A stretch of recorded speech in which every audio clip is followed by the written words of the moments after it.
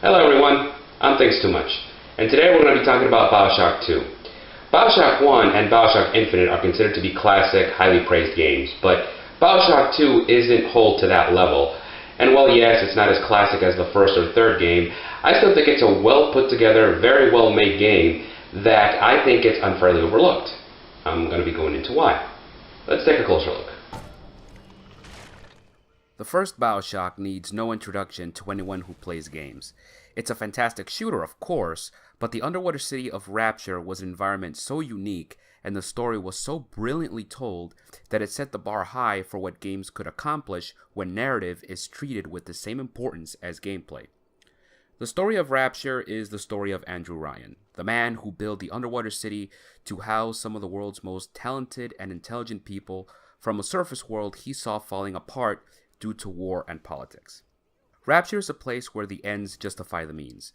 If you're meant to be great, then do whatever it takes to be great. Consequences be damned. This unfortunately leads to Rapture's fall as the city plummets into civil war thanks to greed and power struggles. Due to this conflict, Rapture's most innocent inhabitants are called upon to protect the city. The little sister and Big Daddy relationship was something so weird, so bizarre, and so sad that it captured the imaginations of many people.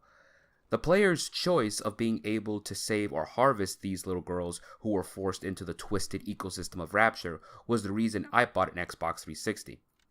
When this game came out in 2007, my 17-year-old self wanted to feel important in the mundane and bully-filled routine of high school. Bioshock was the game that took narrative to a new level, as games like Half-Life once did. It gave me a sense of adventure I haven't felt since Super Metroid. All this, glossing over other great ideas such as the Plasmid, splicers, and audio logs, made the original Bioshock the classic we know today. But for a successful title like Bioshock, a sequel was inevitable. But how do you follow up such a classic title? Bioshock the First set the bar so high in so many areas that Bioshock 2 had more than a few challenges to overcome. The original director, Ken Levine, was no longer at the helm, and instead, the director role for the sequel would go to a level designer from the first game, Jordan Thomas. Many creators from the original game also stayed during the development of Bioshock 2, but many people still felt that it was an impossible feat to surpass the original title. This was the biggest problem Bioshock 2 solved brilliantly. It's not interested, nor does it try to surpass the original title. Instead, it adds and expands upon the Bioshock lore and adds more history to Rapture, while refining gameplay mechanics. This approach did disappoint some fans, but in hindsight, it was the smart move by Jordan Thomas and his team. The game came out 3 years after the original, and returning to Rapture's unique architectural and artistic design is just as beautiful and awe-inspiring as the first game, even if some of its mystery is lost. Bioshock 2 begins 8 years after the events of the first game, in 1968. You play as Subject Delta, a sort of prototype Big Daddy who is still somewhat human, but under the control of Rapture's twisted science. The intro cutscene serves as a flashback that has you retrieve your little sister, Eleanor Lamb. It's obvious this short cutscene takes place just before Frank Fontaine starts his war with Andrew Ryan, but the little sisters are already collecting the valuable substance known as Atom that give you your plasmid powers. Eleanor is attacked by a group of splicers, and as Delta defends her, he is hypnotized by Sophia Lamb, Eleanor's mother. Sophia gives Delta a gun and forces him to commit suicide right in front of Eleanor. 10 years later, you are somehow revived with your free will and begin your search to find Eleanor. You awaken to a part of Rapture that has slowly been conceding to the sea. In fact, many areas you go to in Rapture are covered with corals, sea plants, starfish, and some areas even take place underwater. This gives the impression that time has indeed passed in Rapture, and while its inhabitants have tried to keep Rapture functional, some places are abandoned and left to the mercy of the ocean. After Andrew Ryan's death in the first game, Sophia Lamb took over Rapture and rules it with the opposite ideology from which it was built upon. Ryan's ideology stressed that every individual had a duty to reach their full potential in whatever they specialized in. Nothing should come between the person and their achievements. Sophia's ideology is pretty much the opposite, and the Marxist-communist ideology taken to the extreme. She believes that a person's identity, their sense of self, needs to be completely destroyed to serve the common good. Sophia Lamb was a psychiatrist by trade, and even though her ideals clashed with Ryan's, she was still the best psychiatrist in the surface world. And we all know, if you're the best in whatever you do, then there's the place for you in Rapture. Hell, even the world's best puppet maker has a place in Rapture, as you see in the level Ryan Amusements, a sort of puppet/machine amusement park that serves to brainwash kids, and adults for that matter, about the exaggerated dangers of the surface world. Understandably, through audio logs, you realize that people in Rapture had a hard time adjusting to life under the sea. So a psychiatrist like Sophia Lamb was needed to ease people's transition to their new environment. Unfortunately for Ryan, Sophia used her visits with patients to turn them against him and his ideals. Which, in a way, makes sense. After all, Rapture is supposed to be a utopia, but not everyone will be able to grab the golden ring. Those who are left behind feel betrayed and angry, and Sophia Lamb was there to offer a false sense of comfort and manipulated anyone she could against Ryan to win control of Rapture once Jack killed him in the first game. But even though Sophia Lamb is a great antagonist, she is still no Andrew Ryan. Andrew Ryan wasn't just the man who built Rapture, he was Rapture, and after his death, Sophia Lamb was simply there to pick up the scraps. Andrew Ryan believed in his ideals without question, and didn't care for legacy as long as the ideals in which Rapture was founded upon lived on beyond him. Sophia Lamb, on the other hand, is a perfect psychological manipulator who only cares about herself and her legacy. She'll say anything to people who are vulnerable to get them on her side. Sophia gains such influence that she becomes the leader of the Rapture family, a sort of quasi-religious group for the people of Rapture that feel they have been abandoned by Andrew Ryan. But Sophia views her patients as a means to advance her own agenda. She could care less about them, which ironically makes her fall under the individualistic beliefs of Ryan. She even plans to use her own daughter, Eleanor Lamb, to keep on her Marxist-like ideals well after she's gone. Unfortunately for Sophia, Eleanor rebels against her mother's beliefs even at an early age. But her influence in the people of Rapture eventually catches up to her as Ryan finds a way to implicate her criminally and locks her up, silencing anyone that would speak for her in the process. This is a good, albeit cliched explanation to the question, where was Sophia Lamb in the first Bioshock? One of the criticisms laid in Bioshock 2 when it comes to its story is that Sophia Lamb is made into a very prominent character on the level of Andrew Ryan, Yi Su-chung, Bridget Tannenbaum, and Frank Fontaine from the first game. Yet, she isn't anywhere to be seen in the first game. It's obvious that Sophia Lamb was created solely to serve as the antagonist for Bioshock 2, but narratives from the first game had to be taken into account to explain her absence. The explanation works, mainly because you believe Andrew Ryan would lock up Sophia and erase any trace of her in order to protect his idea of Rapture. It feels a little forced in the beginning, but you go with it the more you play thanks to the use of audio logs that explain past events with great detail. Not to mention that Sophia Lamb is still a great villain in her own right. New characters also make the Bioshock story a worthwhile addition to the franchise, while returning characters connect the sequel to the original title. Tannenbaum, the genius German scientist and the woman who helped you in the first game, returns for the sequel, but her appearance is mostly a cameo. She returns to Rapture after girls from the surface are being abducted to be transformed into new little sisters, which is an intriguing idea, but after the first 2 levels, she is replaced by a man called Augustus St. Clair, and even though he's an interesting character in his own right, it's a shame we don't follow Tannenbaum in her journey. At least, not in the main game. Augustus St. Clair is a greedy and ambitious guy. He's your ally, but it's an uneasy partnership.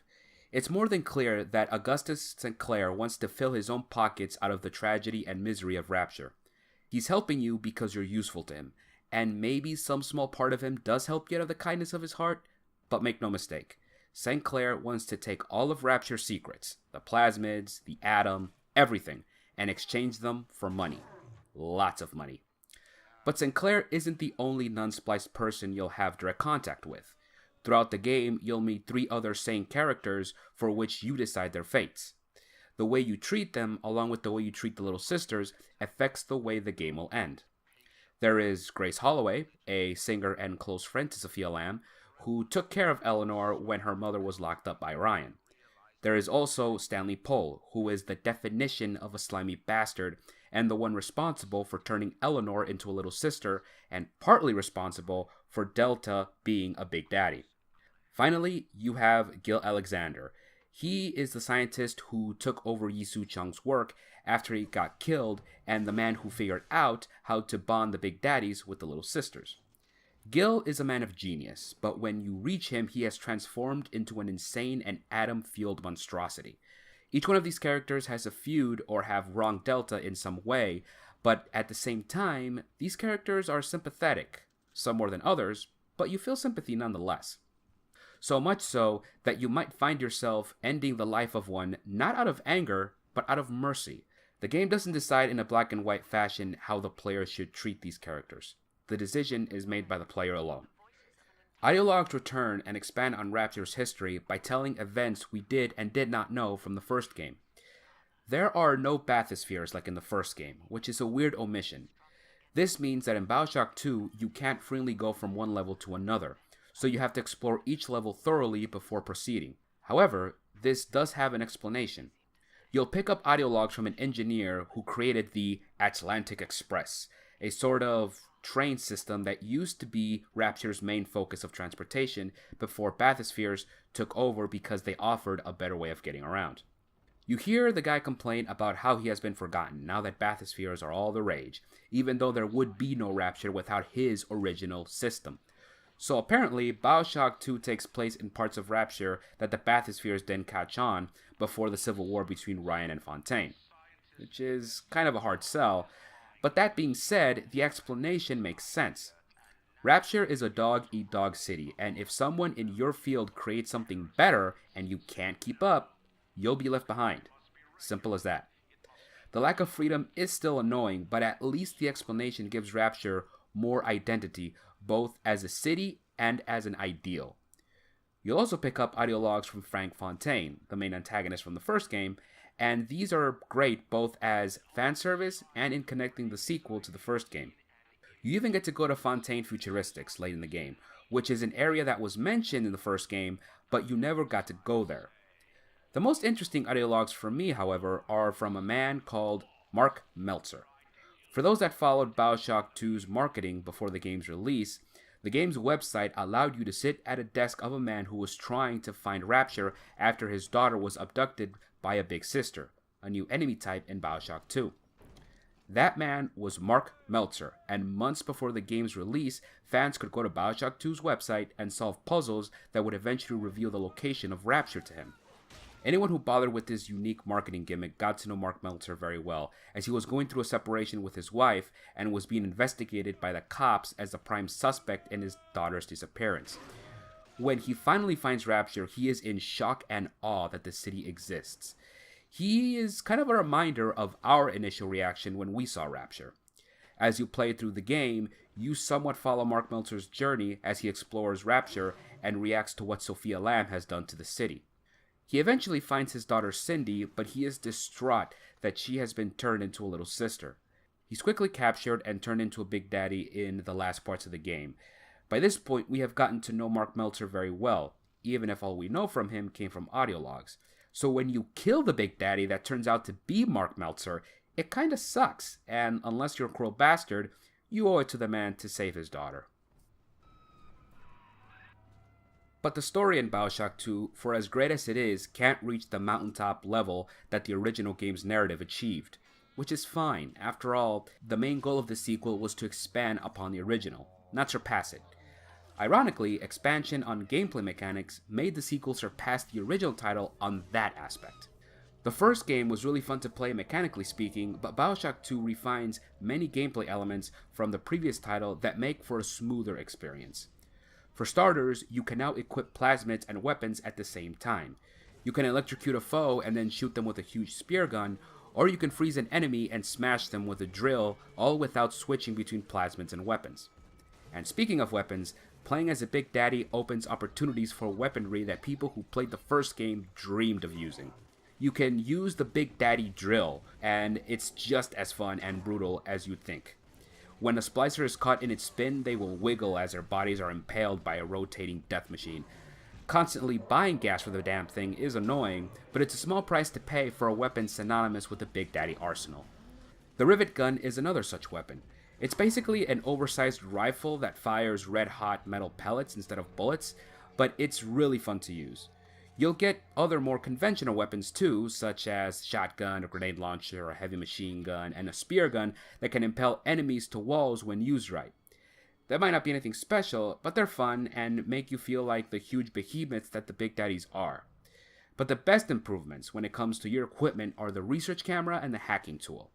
No longer will you have to stop the action in order to hack or get damage bonuses on enemies. When you hack in Bioshock 2, instead of doing a pipeline minigame like in the first game, a cursor will swing back and forth and you have to stop it at the right time for a hack to be successful, all without interrupting the action. The research camera now takes video rather than just photos. Like in the first game, the more you research your enemies, the more you'll gain damage bonuses and even a few tonics, which work as passive power-ups. You film short videos as you attack enemies, and the more you mix up attacks with weapons and plasmids, the faster you'll complete your research. The plasmids are the iconic powers that give your character the ability to shoot things like electricity or fire from your hands. They are the result of the amazing but twisted science of Rapture. The use of plasmids in the first game was fun, but every plasmid had its one trick. You were able to upgrade plasmids, but besides greater damage or how long you stunned an enemy, not much changed mechanically speaking. However, in Bioshock 2, upgrading your plasmids gives them significant offensive and defensive properties. The fire plasmid, for example, will start out simply by setting your foes on fire. Upgrade it once, and you can charge it up to fire off a mini explosion that will double the damage on enemies. Upgrade it one more time, and it will turn into a full-blown flamethrower that is a hell of a lot fun to use. No pun intended. It's these kinds of upgrades that make you feel really powerful the more you power up, and since you're a Big Daddy, you appropriately feel like a badass. It's these improvements to both weaponry and plasmids that make Bioshock 2 surpass the original in terms of gameplay. To be clear, the gameplay in the original game was already great, but the fact that the sequel was able to smooth it out even more is impressive, and at least for this reason, Bioshock 2 deserves to be accepted as a worthy game in the Bioshock franchise. It's these improvements in existing gameplay features that make new ideas in Bioshock 2 work really well. The first game's presentation of the Big Daddy and Little Sister relationship was both bizarre and intriguing. The way a little girl treated a huge lumbering beast in a diving suit with such kindness and no fear was something so weird that you couldn't look away. This time around, you are a Big Daddy. As Subject Delta, you journey Rapture to be reunited with Eleanor, your former little sister. As you discover new areas of Rapture, the way you deal with the little sisters changes. As a Big Daddy, the little girls inherently trust you, and you can choose to adopt them so they collect Adam for you. As you carry her on your shoulder, she'll speak to you and make comments to what's happening around you. So if you set an enemy on fire, your little sister will say something along the lines of, "Ooh, marshmallows!" which indicates that she is seeing something completely different than what you are. In fact, towards the end of the game, you'll have the chance to see Rapture through the eyes of Little Sister, and possibly how the city looked like during its inception. Adopting means that Little Sisters will guide you to corpses that have Adam, and she will get it for you as long as you protect her. When a Little Sister collects Adam for you, she attracts splicers, and this is where the refined gameplay mechanics really shine. Like in the first game, your conventional weapons will have 3 firing modes, and some ammo types are defensive based to set traps when your adopted little sister gathers Adam. An adopted little sister can only gather Adam twice, and then you have to find a vent to either save or harvest her, like in the original game. But regardless of your decision, once you clear a level of all the little sisters, the big sister comes coming right after you. The big sister is the prominent foe in Bioshock 2, and was shown a lot during the marketing of the game. Like a Big Daddy, she is tough, heavily armored, and has deadly weaponry. Unlike a Big Daddy, she is quick, agile, and can use plasmids. The original idea for the Big Sister was for her to be a sole antagonist, some sort of a former little sister who escaped Rapture but could not let go of Rapture. It was a great idea that was sadly scrapped, though some of those ideas were put on Eleanor Lamb's character. Instead, they are former little sisters who became unstable with their atom-infused bodies as they grew up, so they were turned into deadly soldiers to kidnap and safeguard the new little sisters. They're not as unpredictable as the game wants them to be. You always know the big sister is coming once you dealt with the last little sister in each level, but they're still fun to play against, especially once you powered up Subject Delta to be a king among big daddies. Other changes are more relaxing and give nice breaks from the action. More than a few times, you'll venture outside of Rapture in the ocean and have the opportunity to see Rapture from a very different perspective. Your Big Daddy suit allows you to explore the ocean floor, and for the first time, seeing Rapture from this viewpoint is like seeing a skyline for a big city from a great vantage point. These underwater sections also expand the Bioshock lore. If you explore closely enough, you'll find a few of the sea slugs that create Adam, which is a nice visual touch. You'll be a part of the wildlife that populates the sea. It's a very serene experience, even if all you're doing is walking and collecting items. It's still a nice way to take a break. And finally, you have the endings, which are much more complex than the original game. Not only is how you treat the little sisters a factor, but also how you treated non-playable characters is taken into account. Did you harvest or rescue little sisters after the use in collecting Adam was over? Did you show mercy or enact revenge on the non-playable characters that did you harm? The choices you make are reflected on Eleanor when you finally reunite with her. It turns out she used her connection to little sisters to bring you back to life. The connection she has with Subject Delta also meant that she could see through your eyes and learn from your actions. When you reunite with Eleanor, she will protect you and basically act as a big sister as she fights alongside you. Her mannerisms and words as she fights enemies change depending on the choices you made in the game. How Eleanor treats the little sisters, whether she saves her mother Sophia, and whether Eleanor herself turns into a vengeful teenager or a hopeful youth who sees the good in the world all depend on the choices you made in the game. It's definitely a more satisfying conclusion than the original game. To see your actions be reflected on another person is a better way to end a game narrative than just having a cliched good or bad ending. The endings don't break new ground, but they do feel earned, and unlike the first game, don't need a final boss to make them feel special. Bioshock 2 had two pieces of DLC. One is the Protector Trials, a series of arena challenges in which you are given certain weapons and plasmids and try to achieve a high score while you protect a little sister as she gathers Adam. This DLC is a loose prequel to the story of Bioshock 2, but its sole purpose is to show how much smoother the sequel plays when compared to the original.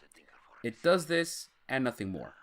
The Protector Trials are a fun add-on for gameplay purposes, and that's about it. But if you need something to show off the one area in which the sequel surpasses the original, well, here you go. Minerva's Den is the real deal. It's considered one of the best DLCs for the Bioshock franchise, even more so than the Burial at Sea DLCs for Bioshock Infinite, and that's saying a lot. It's structured more like an old-school expansion pack than a DLC in that Minerva's Den is connected to the main game, but it's also its own contained story. You play as Subject Sigma, another Big Daddy who is on his way to Minerva's Den when the main antagonist of this DLC, Reed Wall, blows up the tunnel you're walking through and knocks you unconscious. You wake up and eventually make your way to Minerva's Den, which is the technologically advanced headquarters for the city of Rapture. Minerva's Den is filled with computers and old-school technology reminiscent of the huge bookshelf-like computers that governments used back in the 40s, 50s, and 60s.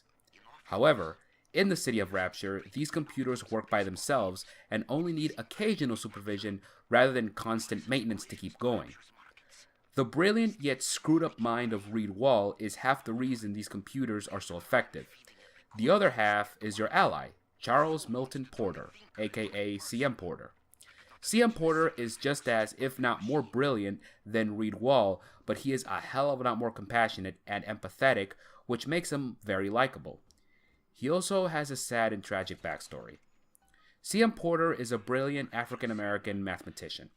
So much so that he was called to London during World War II to assist cracking the Nazi Enigma machine, a real-life Nazi device used during the war to safely send communications without enemy interference. those who watched the movie The Imitation Game starring Benedict Cumberbatch might have a bit more appreciation to this Easter egg of real-life history. Porter makes progress in cracking the Enigma machine, but it puts a strain on the relationship with his wife, Pearl. You also get to hear Pearl through audio logs that are just as well voice acted as the main game, and just like Porter, she's a really likable character. You even get to hear the sweet story of how Porter and Pearl met through a diner that Pearl's mother owned, which makes it heartbreaking when you realize that Pearl was killed during the bombing of London, and this leads to Porter feeling guilty and responsible for her death and not being there for her. Feeling hopeless and alone after the war, Porter took up Andrew Ryan's offer to come to Rapture, where he met Reed Wall. Reed Wall is a genius, but he takes the definition of being a workaholic to a whole new level. Wall is obsessed with equations and analyses that can predict every single thing in the future. If Porter uses technology for the betterment of the people of Rapture, Wall uses technology to have absolute knowledge. Their clashing ideologies would eventually lead Wall to betray Porter, but at least in the beginning, their mutual work helped create the Thinker, a real AI capable of solving extremely complex equations, and even learn from whatever Porter and Wall teach it. Wall sees the Thinker as a divine machine, a computer to end all computers, and his key to obtaining absolute knowledge by predicting the future through equation and analyses. But the Thinker is also a curious machine, and when it asks questions, Porter is there to answer them. Porter treats the Thinker as a person, even calling it his friend. He goes as far as to have sessions with the Thinker where he tells him, or it, about his wife, and the Thinker seems to be genuinely interested in learning from Porter. You also get the sense that Porter is doing this for two reasons. One, because he seems to care that the Thinker learn about humans and human emotion, and two, because he wants someone to talk to about his late wife, even if it's a supercomputer.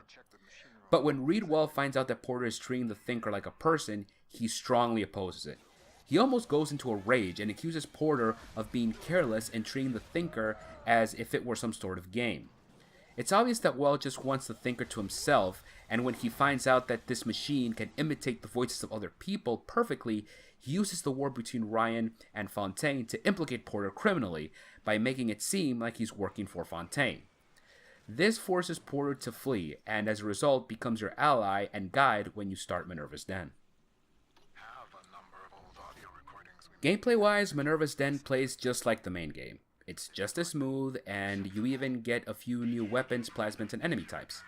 The Ion Laser is a new weapon you get that is also held by the new type of Big Daddy in this DLC called the Lancer. This Big Daddy has an appropriate advanced tech look to it, and he can even perform a sort of flashbang attack that blinds you temporarily if you look directly at it. The Ion Laser itself is a really fun weapon to use, with normal, fire, and burst lasers giving you new ways to dispatch your foes, and ammo for it is never a problem. Gravity Well is a new sort of plasmid exclusive to this DLC, and it acts a lot like a mini black hole. You can use it to suck up enemies, which gives you hilarious results, but you can also use it to unlock certain doors vital for progression. Seeing as how Minerva's Den is a high-tech hub for Rapture, using something like a mini black hole to open doors makes kinda sense. The only thing that feels out of place here is the little sister / Big Daddy dynamic. Story-wise, there are no consequences for harvesting or saving the little sisters. This is Rapture, so anywhere you go, it's just natural for the little sisters and Big Daddies to pop up, but there were always consequences for how you treated the little sisters. You still need the atom inside the little sisters for plasmids and power-ups, but there is no story-related moral sway when it comes to how you get the atom out of the little sisters. The story of Minerva's Den is mainly focused on CM Porter, and a few gameplay mechanics seem to get in the way of that. I mean, even the big sisters make a return, and while they're still fun to play against, they feel a little out of place in this DLC. But for the majority of the adventure, Minerva's Den is doing its own thing without the dictation of previous titles, which is why it makes it such a great addition to the Bioshock franchise. An article in the Rolling Stone points out how Minerva's Den helped shape what we now know as the walking simulator. I've put a link in the article in the description below. People who worked on Minerva's Den would eventually work on titles such as Gone Home, a walking simulator entirely devoted to story. No combat, no enemies, just story.